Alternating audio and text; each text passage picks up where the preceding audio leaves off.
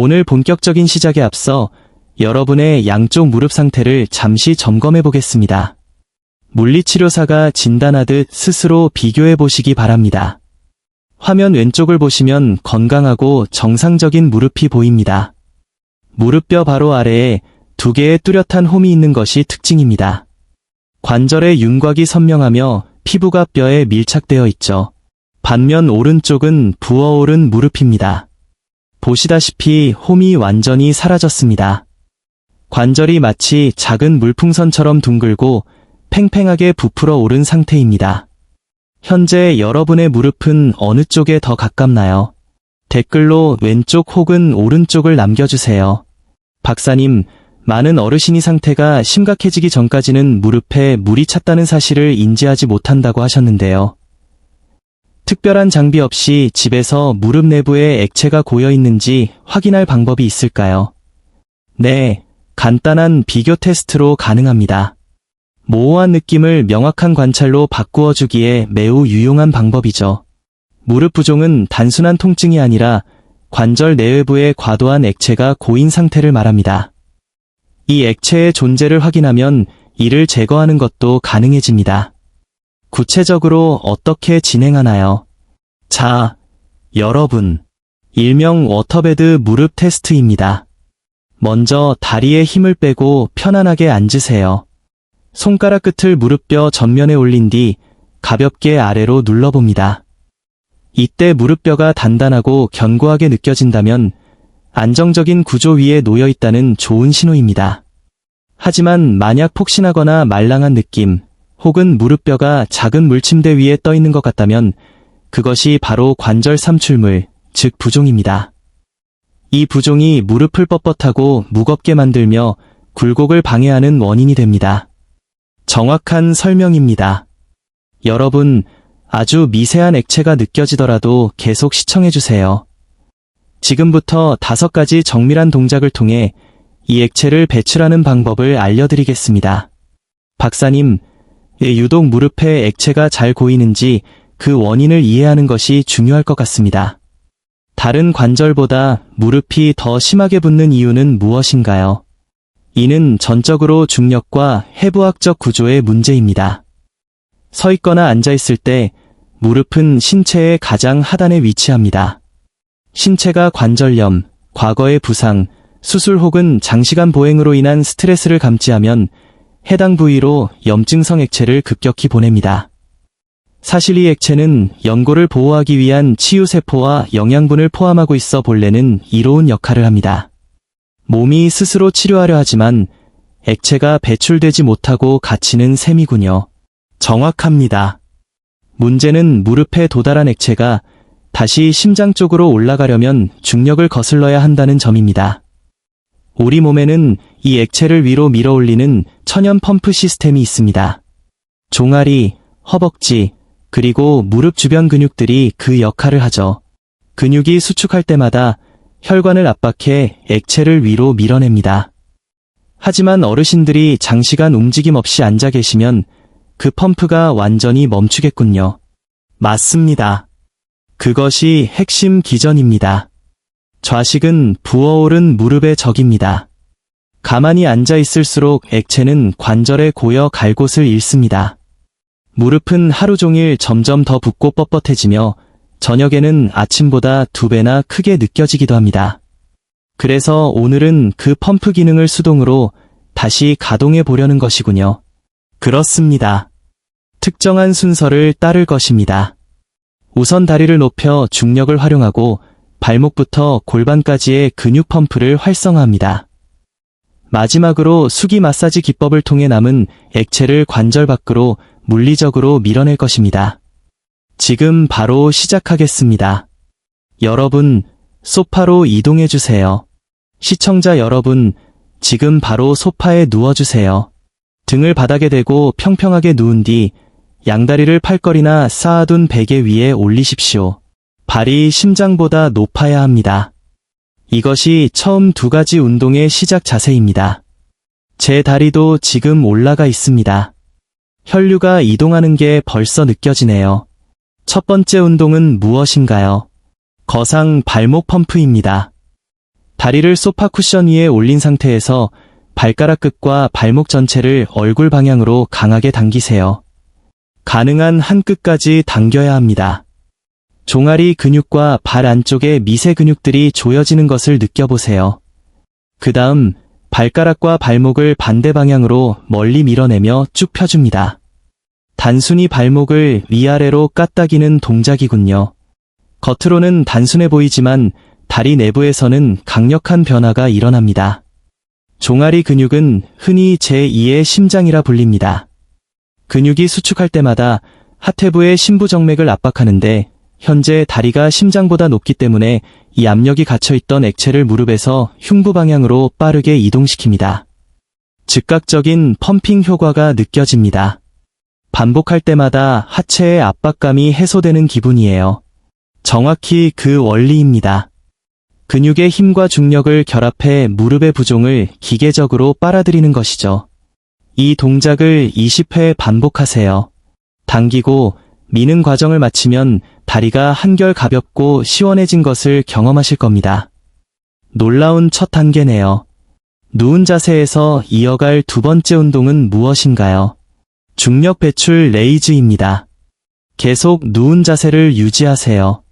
한쪽 다리의 무릎 뒤를 양손으로 살며시 잡습니다. 그 상태에서 다리를 천장 방향으로 수직이 되게 들어 올립니다. 다리가 수직이 되면 발가락을 얼굴 쪽으로 당겨 몇 초간 유지한 뒤 다시 천천히 쿠션 위로 내립니다. 1번 운동의 발목 펌프를 활용하되 다리 전체를 수직으로 세우는 것이군요. 그렇습니다. 다리를 수직으로 세우면 직접적인 배출 통로가 형성됩니다. 무릎의 염증성 액체는 중력의 영향을 직접 받아 관절에서 허벅지를 지나 심장 쪽으로 흘러내려갑니다. 또한 가벼운 햄스트링 스트레칭 효과가 더해져 무릎 뒤쪽의 혈관도 확장됩니다. 다리를 완전히 일자로 펴야 하나요? 전혀 그렇지 않습니다. 본인이 편안한 범위까지만 펴세요. 햄스트링이 타이트하다면 무릎을 살짝 구부려도 무방합니다. 핵심은 스트레칭의 깊이가 아니라 높이와 발목 펌프에 있습니다. 한쪽 다리에 10에서 20회 실시한 뒤 반대쪽도 동일하게 반복하세요. 좋습니다. 중력과 종아리 펌프로 액체를 하단으로 끌어내렸습니다. 다음은 무엇을 하나요? 이제 상체를 일으켜 무릎 주변 근육을 직접 강화해 보겠습니다. 세 번째 운동은 등척성 타월 프레스입니다. 소파에 편안히 앉아 양발을 바닥에 붙이세요. 일반 목욕 타월을 두꺼운 원통형으로 말아 한쪽 무릎바로 아래에 놓습니다. 뒤꿈치는 바닥에 닿아 있고 말린 타월이 오금 부위에 위치하게 됩니다. 그 다음은 어떻게 하나요? 뒤꿈치를 바닥에 고정하는 것이 중요합니다. 이제 무릎 뒤쪽으로 타월을 강하게 짓누르세요. 누르는 동시에 발가락 끝을 얼굴 쪽으로 당깁니다. 그러면 허벅지 앞쪽 근육이 단단하게 수축하는 것이 느껴질 것입니다. 이 수축을 3초간 유지하겠습니다. 하나, 둘, 셋, 그리고 완전히 힘을 뺍니다. 방금 해봤는데 작은 움직임치고는 대퇴사두근의 수축이 매우 강렬하네요. 무릎 자체는 거의 움직이지 않았는데요. 그것이 의도된 바입니다. 이를 등척성 수축이라 합니다. 근육은 고강도로 작동하지만 관절의 움직임은 최소화되죠. 즉, 연골에 무리를 주거나 마찰을 일으키지 않아 심한 관절염 환자나 수술 후 환자에게도 매우 안전합니다. 이 동작은 마치 젖은 스펀지를 짜내는 것처럼 무릎 관절 주머니를 압착합니다. 수축을 통해 갇힌 액체를 조직 밖 정맥으로 밀어내어 배출을 돕는 것이죠. 권장 횟수는 어떻게 되나요? 3초 유지를 10에서 20회 반복하는 것을 추천합니다. 한쪽 다리를 마친 뒤 반대쪽으로 넘어가며 총 3세트를 실시하세요. 3세트쯤 되면 허벅지 앞쪽에 상당한 피로감이 느껴질 텐데 이는 최대 혈류량이 무릎에 도달의 부종을 씻어내고 있다는 증거입니다. 정말 체계적이네요. 모든 방향에서 부종을 공략하고 있습니다. 네 번째 운동은 무엇인가요? 네 번째 운동은 좌식하지 직거상입니다. 소파 끝에 걸터 앉으세요.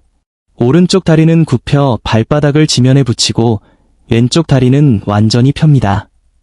발가락을 얼굴 쪽으로 당겨 발목을 굴곡시킨 상태를 만듭니다. 이 자세에서 곧게 편 왼쪽 다리를 바닥에서 몇 인치만 들어 올리세요. 3초간 유지한 뒤 천천히 내립니다. 다리를 공중에 들고 있는 것만으로도 허벅지 전체가 타오르는 느낌이 듭니다. 그 느낌이 바로 우리가 원하는 깊은 근육의 활성화입니다. 이 운동은 모든 요소를 결합하고 있습니다. 발가락을 당기는 종아리 펌프, 다리를 펴는 사두근 수축, 그리고 다리를 드는 고관절 굴곡근의 참여까지요.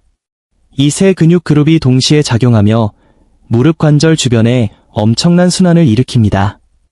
만약 허벅지 힘이 너무 약해 다리를 들기 힘든 어르신들은 어떻게 해야 할까요? 도움이 될 만한 수정 방법이 있습니다. 긴 수건을 발바닥에 걸고 양끝을 손으로 잡으세요. 그 다음 수건을 살짝 당겨 다리가 올라가는 것을 도와주세요.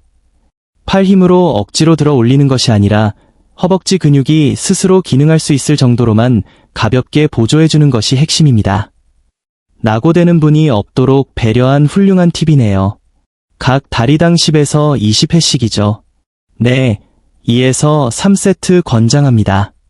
마치고 나면 허벅지가 묵직해질 텐데 이는 무릎의 최대치의 순환이 일어났음을 의미합니다. 이제 마지막 단계로 넘어가 보죠. 직접 손을 사용해 관절 속 미세한 잔여 부종까지 밀어내는 방법입니다.